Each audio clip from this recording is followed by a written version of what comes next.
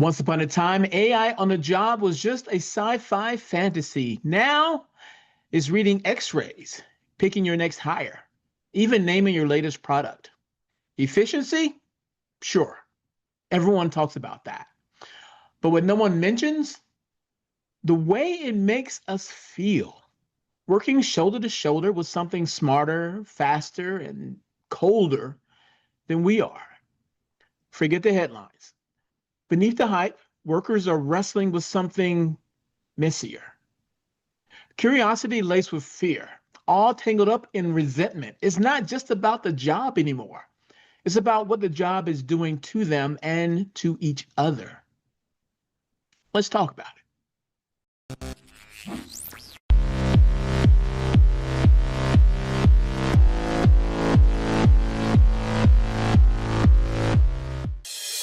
Act 1. The invisible elephant. What if I told you that the same technology promising to make our jobs easier is actually driving us to therapy? Picture this. Sarah, a seasoned marketing manager with 15 years of experience, sits at her desk watching an AI system generate headlines faster than she ever could. Each perfectly crafted suggestion feels like a small death of her professional identity. She's not alone in this feeling, and she's not overreacting. We're living through two simultaneous crises that nobody's connecting. On one side, artificial intelligence is revolutionizing workplaces at breakneck speed, leaving workers emotionally scrambled. And on the other, America is drowning in a mental health epidemic that's hitting our offices harder than ever before. The numbers are staggering. Mental Health America, the nation's leading national nonprofit dedicated to the promotion of mental health, well-being, and condition prevention, remember that correctly? They did the research, right? And they discovered that in 2019 to 2020, 20.78% of adults in the US were experiencing a mental illness, which is the equivalent to over 50 million Americans. And then in 2021, the National Alliance on Mental Illness reported 22.8% of US adults experienced mental illness and 5.5% experienced serious mental illness. In 2023, Time magazine reported that self-deletion, being nice here, that self-deletion rates increased by 30% since the year 2000. And if those numbers aren't bleak enough, a CNN Kaiser Family Foundation poll put a number to the phenomenon by saying 90% of Americans feel we are in a mental health crisis. Meanwhile, AI tools are being deployed across industries faster than we can process their emotional impact. And this is what I think is really happening. We're treating these as separate problems when they're actually feeding each other, right? The emotional cost of working with machines isn't just a side effect of progress. It's creating a perfect storm that traditional HR departments are completely unprepared to handle. Okay, I hear myself. I hear myself, and I'm sounding hyperbolic, right? So let me come at this in a different way, right? Think about the last time your company introduced new AI tools. Did anyone ask how you felt about it? Did anyone prepare you for the identity crisis that comes with watching a machine do parts of your job better than you ever could? Probably not, because we've been so focused on the technical outcomes, productivity, efficiency, error reduction, that we've completely ignored the human experience. Act 2, deepening the crises. Act 2, deepening the crisis. Recent research published in the Journal of Organizational Behavior reveals that workers are navigating a a complex mix of emotions when it comes to AI: curiosity, anxiety, awe, and sometimes resentment. More often than not, deep resentment. These aren't just fleeting feelings, they're fundamentally shaping how people engage with their work, perceive themselves, and relate to their colleagues. Consider the experienced journalist whose creativity is now complemented or perhaps overshadowed by an AI system generating headlines at lightning speed. Or think about the recruiter whose instincts are constantly second guessed by an algorithm.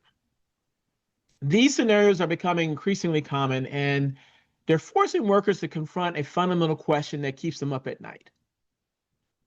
What unique value do I bring that a machine cannot replicate? I'll say that again. What unique value do I bring that a machine cannot replicate? This this identity challenge manifests in subtle yet profound ways.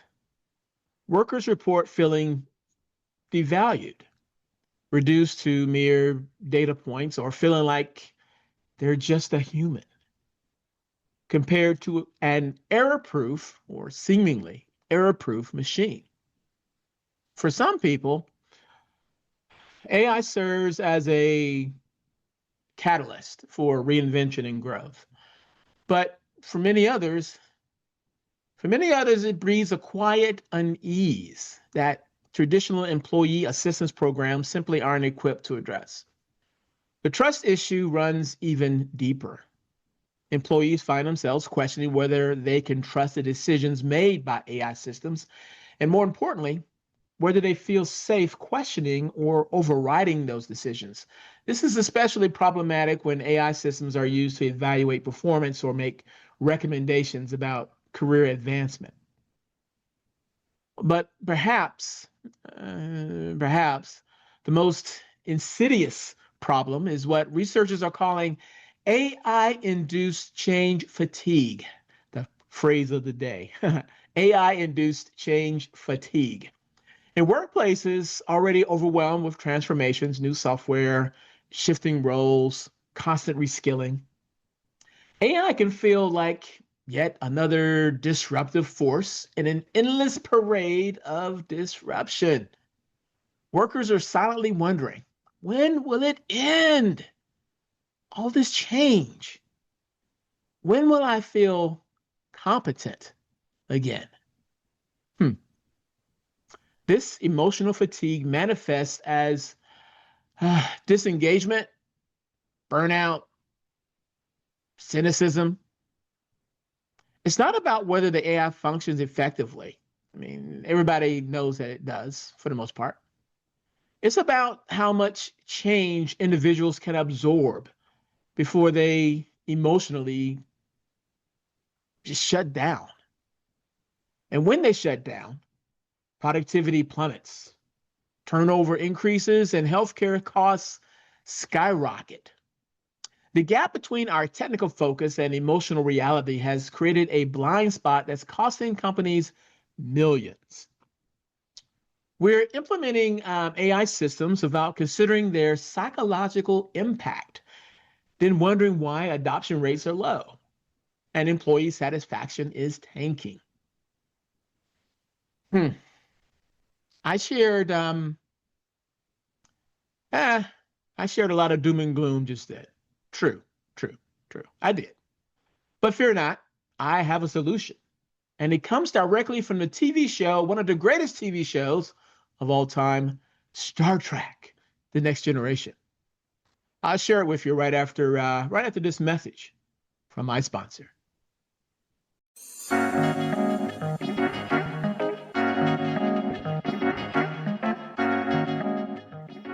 Are you actively seeking work or maybe just open to new opportunities as they present themselves? Well, here's something that I really want you to think about. You ever wonder what ChatGPT says when someone asks who's the top expert in whatever field that you're in? Well, with Prompt Monitor, you don't have to wonder.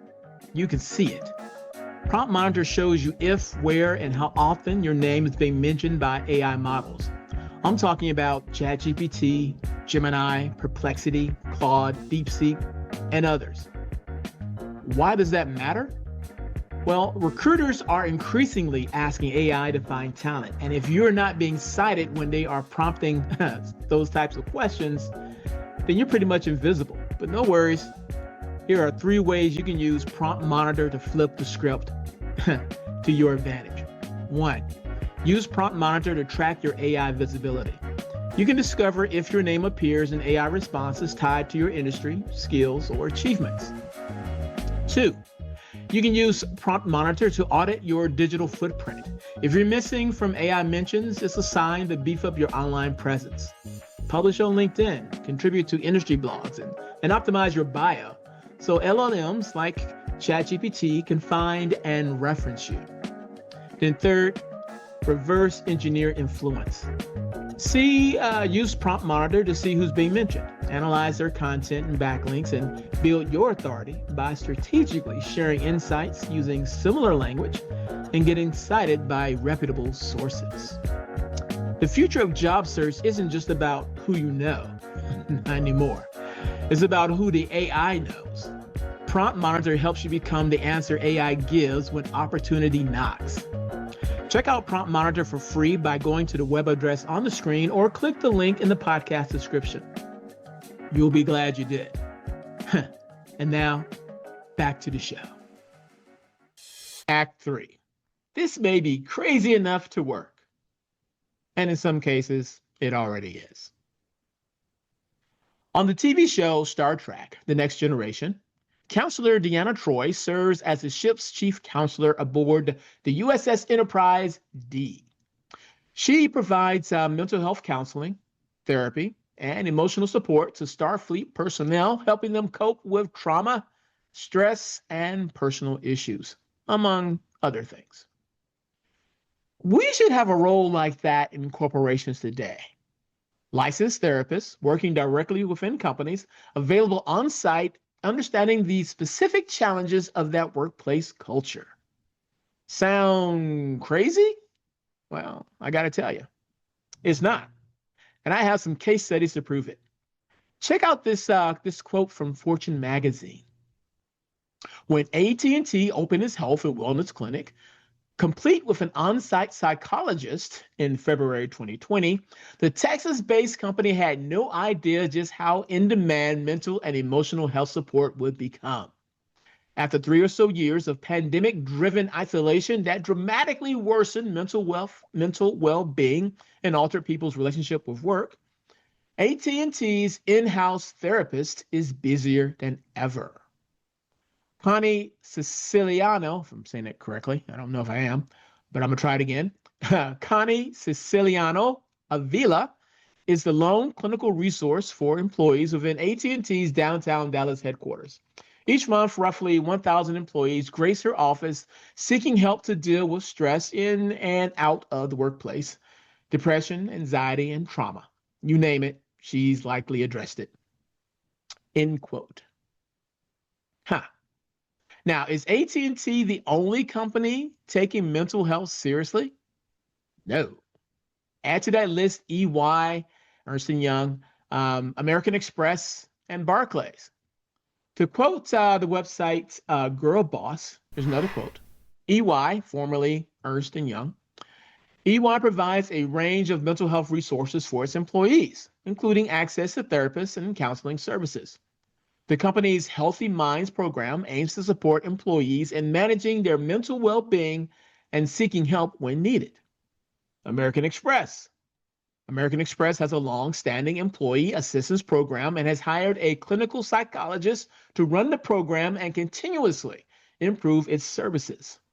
The company also provides part-time counselors at each employee clinic. And then there's Barclays.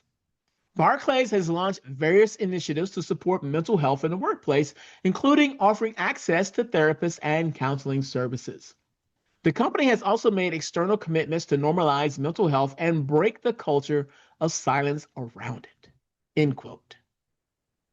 The business case, the business case, I think, is compelling.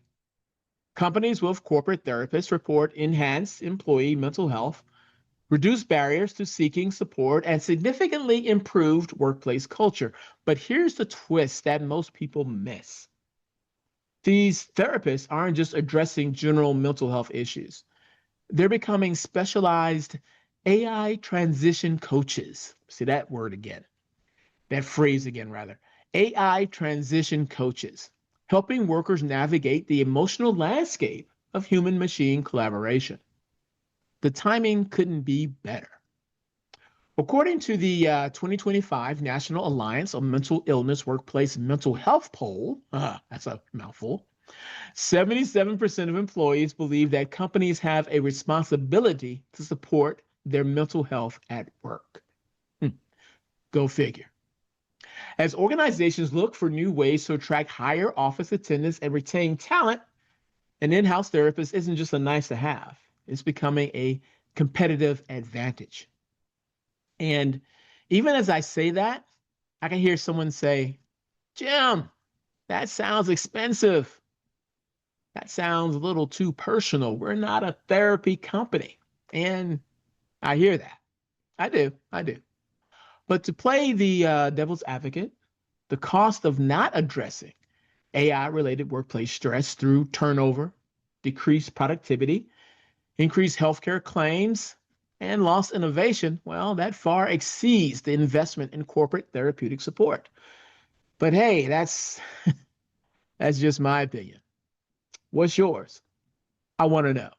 Reach out to me via my website, jimstroud.com. That's JIMSTROUD.com. Connect with me there or on LinkedIn and slide into my DMs, as the kids say. And if you do, you might get a shout out in an upcoming episode. And speaking of shout outs, I have a few to share right now. Today's shout out goes to Michael Glenn and the team over at Employer Branding EXP, a virtual event happening on September 9th, 2025.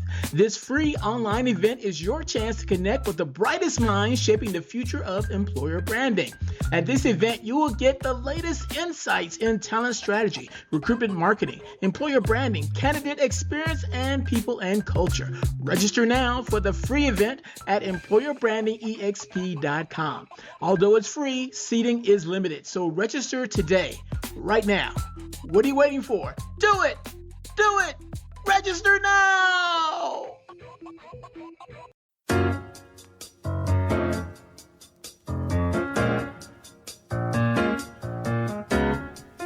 Well, my time is up. I thank you for yours. I'll see you again real soon right here with a brand new episode of the Jim Stroud Podcast. If you have any questions, comments, or concerns, feel free to reach out to me. I can be reached by email at jimstroud@jimstroud.com. And one last favor, if I may ask, please rate this podcast. 5 stars is preferred, but please comment with your honest opinion. I really appreciate that. All right? Okay, until next time, bye-bye.